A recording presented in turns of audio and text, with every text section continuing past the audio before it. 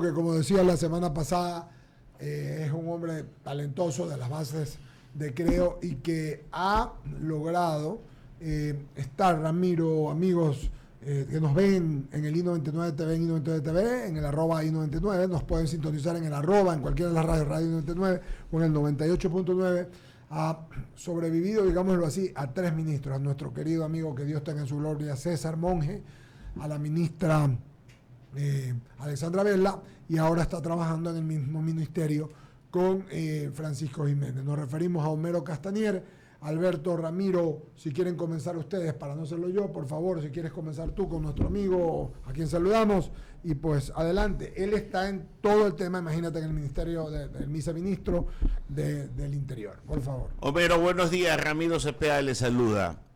Usted es lo más estable en ese ministerio. Es verdad. ¿Verdad?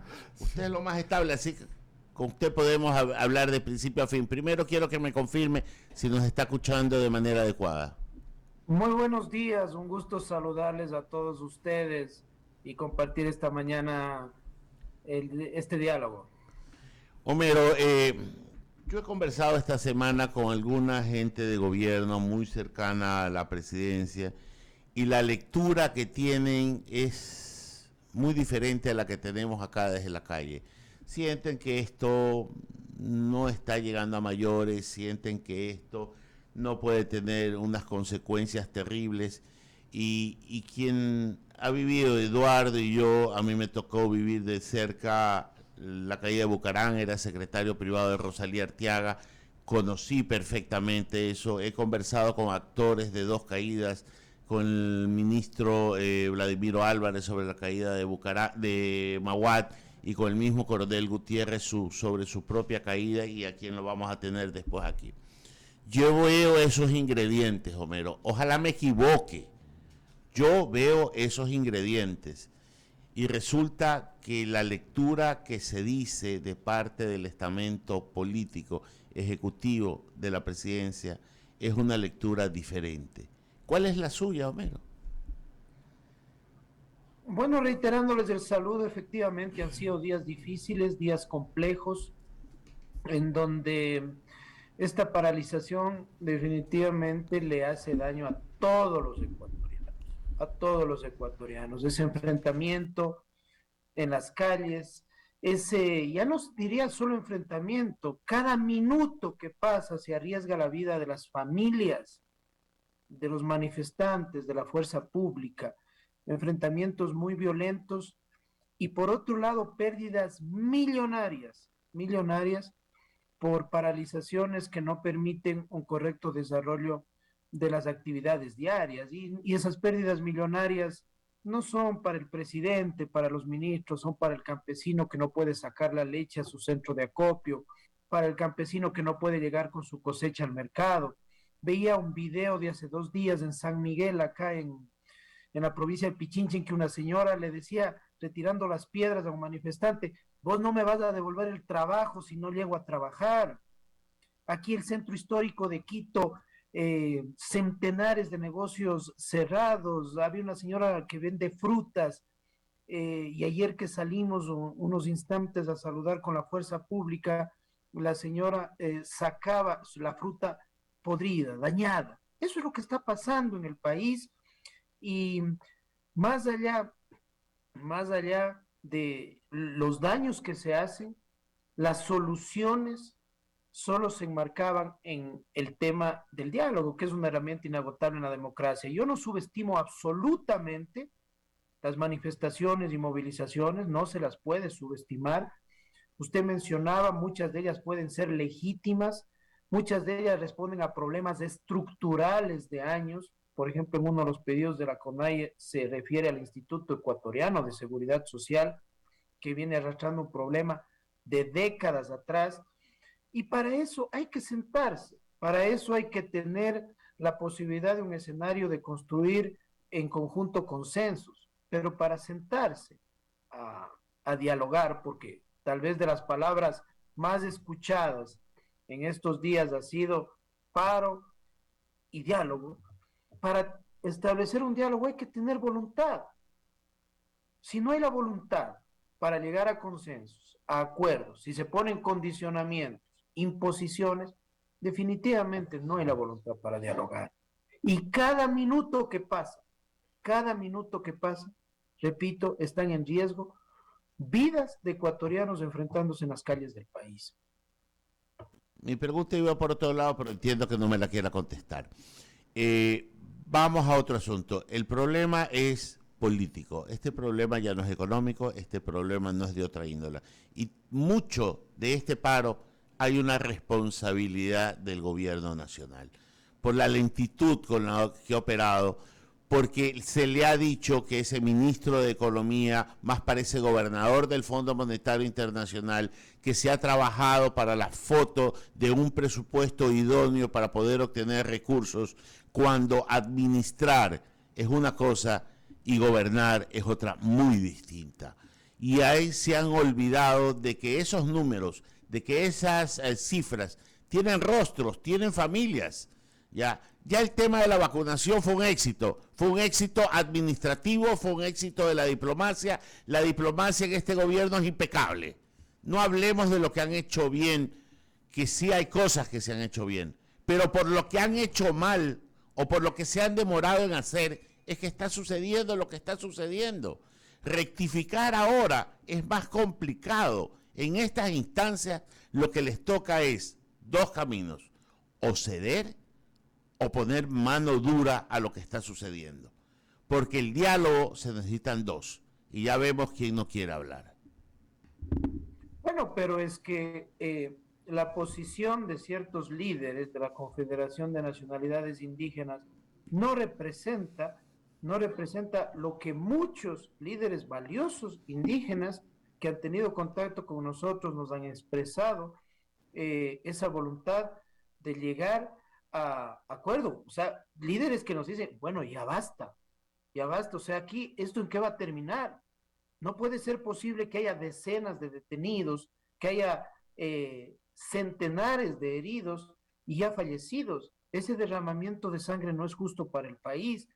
Y usted menciona, por ejemplo, dice lentitud.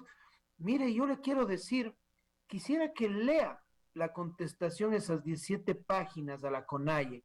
Se han hecho acciones, incluso fuera de los pedidos, antes de los pedidos, pensando en personas vulnerables que necesitaban, por ejemplo, en el tema de los créditos que ellos mencionan, que el presidente ni bien se posesionó, sacó a 1.700.000 ecuatorianos de la central de riesgos, la subida del salario básico unificado, el tema de sacar los créditos a 30 años plazo al 1% de interés, acciones que han sido muy potentes y que desdicen esa narrativa de que no han sido escuchados. El congelamiento del precio de los combustibles, si no se daba, este rato con el precio del petróleo teníamos una gasolina duplicada. El presidente lo congeló, tomó esa decisión hace más de 7 meses. Y no podemos dejar de decir de dónde venimos. En el 2020 fue la peor crisis de la historia republicana, Ramiro, de la historia, 7.000 millones de dólares. Y en el 21 nos tocó asumir un gobierno con esta crisis tan grave del COVID, en donde el 5% de ecuatorianos estaban vacunados y que había que invertir 1.000 millones de dólares para llegar ahora a tener casi al 90% de ecuatorianos vacunados con segunda dosis. Pero, ya digo, esa narrativa de decir no se les ha escuchado no es la adecuada.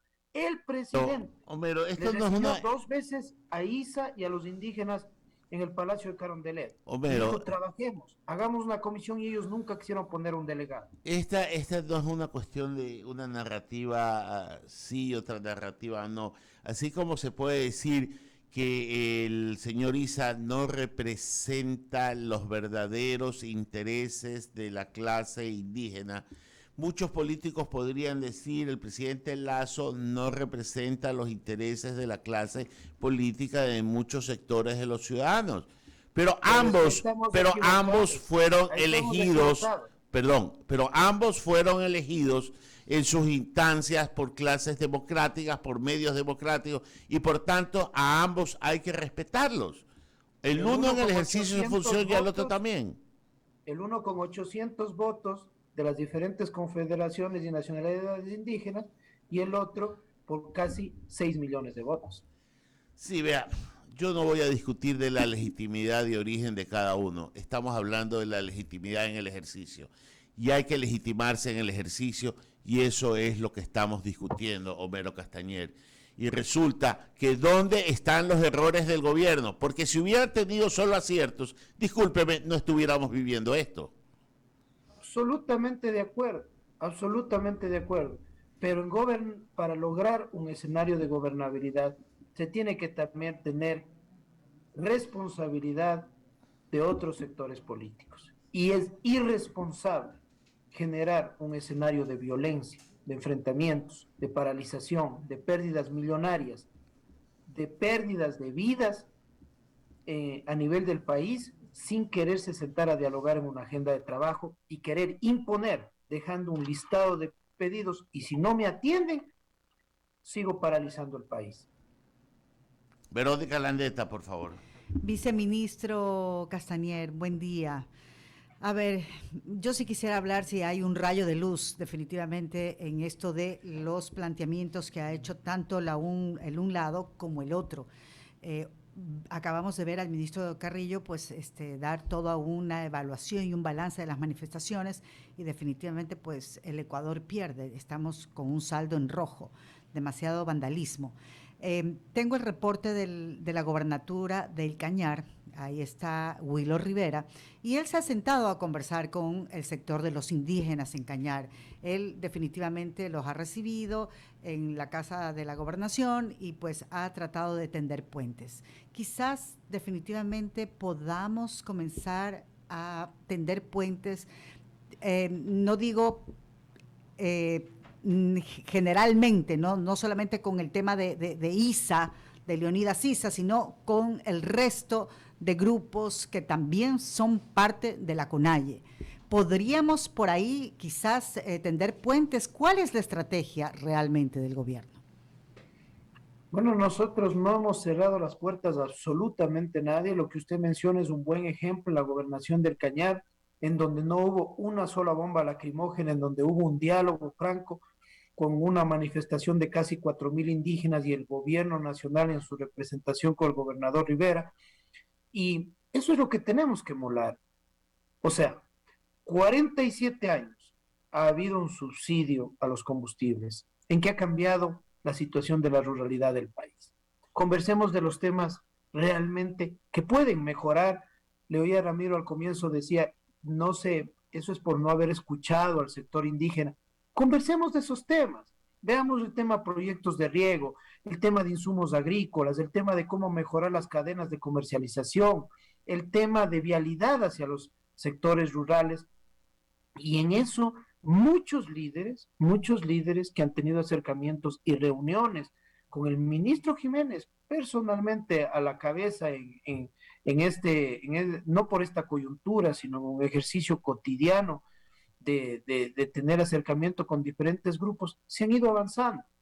Pero aquí sí hay un tema que la ciudadanía tiene que tener claro. Ya esta manifestación, esta paralización, del gobierno le respondió por escrito el pedido de los 10 puntos, en dónde se puede avanzar, en dónde podemos dialogar, en dónde ya se ha avanzado, se ha firmado 3 decretos. Se siguen poniendo condicionamientos. No hay esa voluntad para dialogar. Y lo más grave es que ya hay intereses y contaminación política, conspirativa y desestabilizadora, que no es la solución para el país. Siempre se habla de conspiración. Mi pregunta es, ya desde el gobierno, ¿no?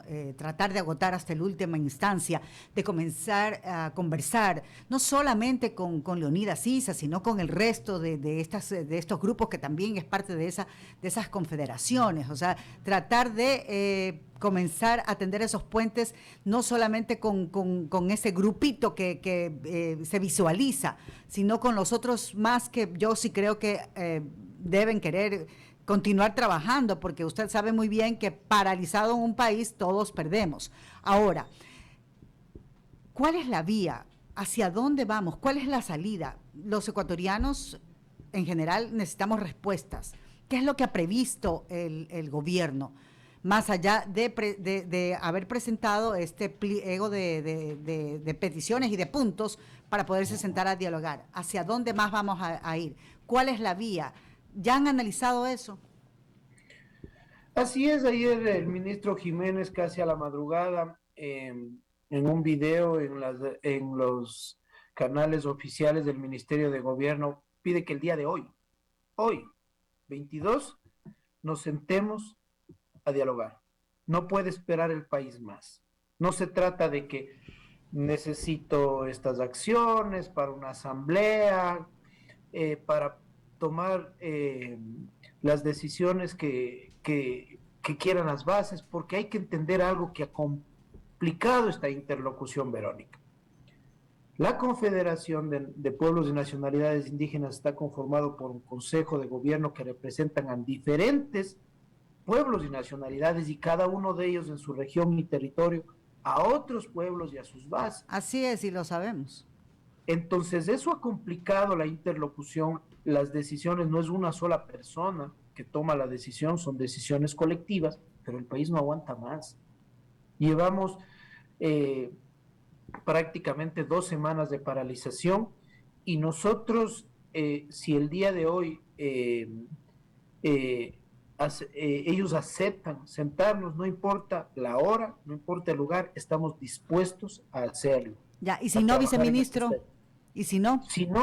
Si no, primeramente, yo quiero ser claro que la ciudadanía tiene que juzgar en este conflicto quién no tiene la voluntad de solucionar. Y segundo, nosotros estamos viendo la reacción ciudadana a lo largo y ancho del país, que quiere paz, que quiere trabajar, que no quiere paralizarse, caravanas, marchas en todo lado, y va a ser la ciudadanía que sí quiere progresar, que quiere armonía, que quiere paz, quien motivará para que bajen estos escenarios de confrontación en el país. Muy amable, viceministro. Solamente para concluir, mi querido Homero, ¿tienes días y visos o alguna fecha, querido amigo, de cuándo podríamos tener, repito, ¿tienes visos o fechas de cuándo podríamos tener el fin o el fin del paro o humo blanco para ver? Porque la gente, por lo menos acá, no quiere saber del tema, sino quiere trabajar, sí quiere que le bajen los impuestos, sí quiere que le arreglen el problema de la gasolina, sí quiere que arreglen el problema de las medicinas, que ya veo que finalmente se está arreglando. Y también, pues, escuchando a la gente, como escuché al presidente, que sé que es un hombre que escucha y sí quiere escuchar a la gente. Entonces, con esto te pregunto, ¿tienes visos o días de cuándo va a haber humo blanco, cuándo se podría terminar o no, querido Homero Castañer? No, esperemos que esto sea en las próximas horas. Esperemos que se sensibilicen, no con el gobierno, no con el presidente de la República, con el país que está desesperado por esta situación, que no quiere más violencia, que quiere trabajo, que quiere diálogo, que clama y dice: siéntense, trabajen, solucionen los problemas, armen una agenda para ir caminando en estos temas. Eso quieren la mayoría de ecuatorianos, y yo espero que en las próximas horas tengamos buenas noticias para los ecuatorianos. Mi querido Homero, te agradezco tu amabilidad y tu gentileza. A ustedes un lindo día. Gusto de saludarte. Era Homero Castañer. Antes de ir al corte, Alberto, también Ramiro y Verónica, ya saludamos por aquí a Jaime Velázquez, y con nosotros